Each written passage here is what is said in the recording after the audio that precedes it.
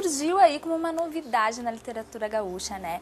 E tu foi muito reverenciado, muito elogiado por grandes nomes da nossa literatura. Até o próprio Charles Kiefer considerou o teu conto humano como um dos 3 melhores da literatura gaúcha. Como que foi para te receber tudo isso? Porque também surgiram aí algumas críticas dizendo que era muito alvoroço em cima de ti, que não era isso tudo. Como que foi para ti receber esse conjunto todo de informações? Eu recebi um impacto primeiro com 19 anos, né? Foi ganhar o prêmio da Rádio France. E hoje eu olho para aquele passado ali, acreditando que eu agi da melhor maneira possível, né? Eu nunca me deslumbrei.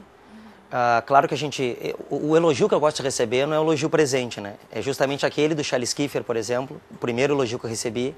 Ele não me conhecia, não sabia da história, de quanto o livro dele tinha de importância para mim, ele não sabia disso. Foi espontâneo, tanto dele quanto do Assis Brasil, do Moacir Scliar, que foram elogios que apareceram na mídia. Elogios por um conto publicado em Jornal da Capital, em destaque, porque era o conto premiado na Rádio France. Aquele impacto para mim foi pelo menos um incentivo, né? Dá para continuar escrevendo, ou seja, é o primeiro sinal de que era possível continuar. No caminho certo. Exatamente, estou no caminho certo, continuar aquela trajetória. E aquelas críticas, sobretudo uma crítica pesada que veio depois, também acho importantíssima, importantíssima. Ela me devolveu ao chão, assim. A ideia de que a gente precisa muitas vezes ser derrubado também. Aquela crítica me auxiliou muito nos escritos posteriores. Concordo com muitas coisas hoje daquela crítica. Acho que ela foi injusta ao comparar, por exemplo, o meu conto com outros que também têm problemas. Né? Quer dizer, considerar que existe uma literatura perfeita e que a minha era torta. Não, toda literatura é torta. Toda literatura tem ajuste possível de um leitor. A injustiça foi essa, né? E, na verdade, era uma crítica feita em defesa própria. Também era, vamos dizer assim, o ponto de partida não foi honesto. Ainda assim, eu observei coisas escritas ali e quis resolver aqueles problemas. Como até hoje eu continuo tentando resolver aqueles problemas. Aos poucos também me conscientizei de que eu tenho uma opção a fazer. A minha opção é pela linguagem. Eu gosto de trabalhar a linguagem. Quem trabalha com linguagem está sempre no risco. É mais fácil ser contido, na minha opinião. É mais fácil do que se arriscar a escrever com linguagem. E quem se arrisca vai, com certeza, receber porrada. É normal. Quando eu olho assim que Clarice Lispector não é unanimidade e que muitas vezes no meio acadêmico é mais criticada até, eu digo assim, para mim, se ela foi criticada justamente por aquilo que eu julgo que é o mais importante, que é o trabalho de linguagem dela, e às vezes é assim, o trabalho de linguagem da Clarice Lispector não chega a lugar nenhum. É a crítica que ela recebe, não precisa chegar a lugar nenhum. A linguagem se basta. Então, se eu tenho essa linha, eu me conscientizei. Eu tenho que entender claramente de onde vem a crítica. E gosto muito quando a crítica vem daqueles que sabem respeitar a linguagem. Quando ela vem daqueles que utilizam a máscara da contenção, a máscara, né, do rarefeito, eu leio os autores rarefeitos. Para mim, o maior contista gaúcho que surgiu depois de Sérgio Faraco é um autor de contenção, que é o Amílcar Betega Barbosa. Eu consigo ler tranquilamente, consigo entender que é uma outra opção.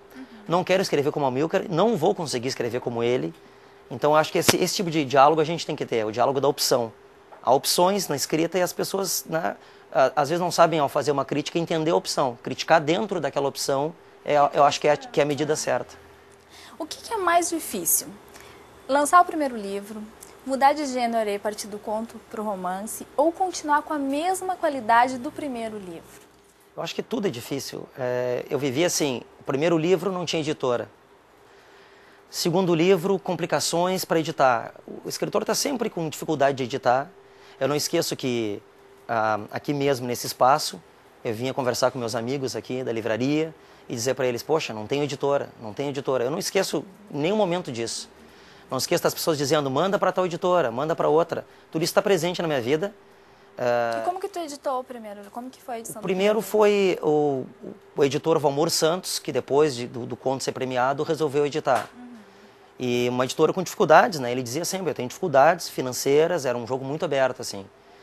Quando eu fui editar o romance, ele foi muito sincero comigo. Eu também achava que eu tinha que tentar um outro passo, eu queria uma editora nacional. E ele disse, não, eu tenho um contato em tal editora, tentei, foi negativo. Continuou de novo a mesma batalha do início, né? Eu tinha 3 livros publicados, e era como se não tivesse nenhum. né? Lancei o romance depois de muita batalha atrás de uma editora. E nessa hora os prêmios, eles ajudam? Muito pouco, muito pouco. Eu tinha, antes da Parede no Escuro, eu posso dizer assim, eu fui premiado em quase todos os concursos de contos do Brasil. Isso não significava nada. A literatura hoje ela é muito feita de uma coisa que é a presença do escritor em algum veículo de mídia, a presença do escritor num centro certo.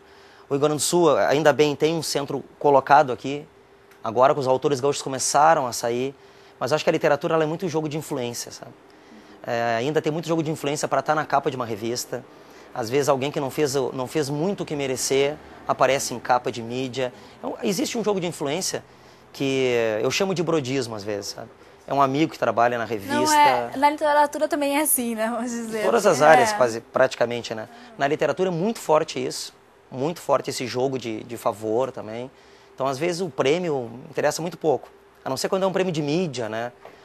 Hoje em dia, eles apostam muito assim, no poder de venda, no poder de mídia daquele livro. É um produto, né? A literatura se tornou um produto cada vez mais claro, isso fica, né? Como uma ideia de produto. E tu tem que acabar sabendo administrar isso também, né? Como que é pra ti? Como que tu trabalha isso hoje? Tu tem agente literário? Como que funciona? Hoje eu tenho 2 agências literárias que acertam minha agenda. Eu era uma pessoa que marcava 2 coisas ao mesmo tempo. Eu tenho isso assim consciente, né? Nunca mandei nada para jornal pedindo que publicassem. Tudo que aconteceu comigo, ainda bem, assim, um orgulho que eu tenho, vieram até mim. Nunca fiz nenhum lobby para que aparecesse meu texto, para que fizessem matéria, nada disso. Sempre as coisas aconteceram ao natural, sempre as coisas vieram até mim. E eu percebi que cada vez é mais difícil ser assim. Está cada vez mais complicado agir profissionalmente em termos de literatura sem ter uma representação profissional, sem ter pessoas que saibam, né, mecanismos, por exemplo, de imprensa, saibam mecanismos de agendamento cultural. Então, hoje em dia está muito profissional, não só na literatura, eu creio que o músico está assim, quer dizer, cada vez mais a arte se tornou também uma empresa. E o Brasil crescendo também agora, um investimento muito grande, né, em torno da arte. A gente vê assim, projetos de cinema que recebem grandes patrocínios porque são projetos bem feitos, projetos que foram construídos, né, dando credibilidade. Então, eu acho que cada vez está mais profissional esse mundo artístico, né, onde não cabe mais o amadorismo.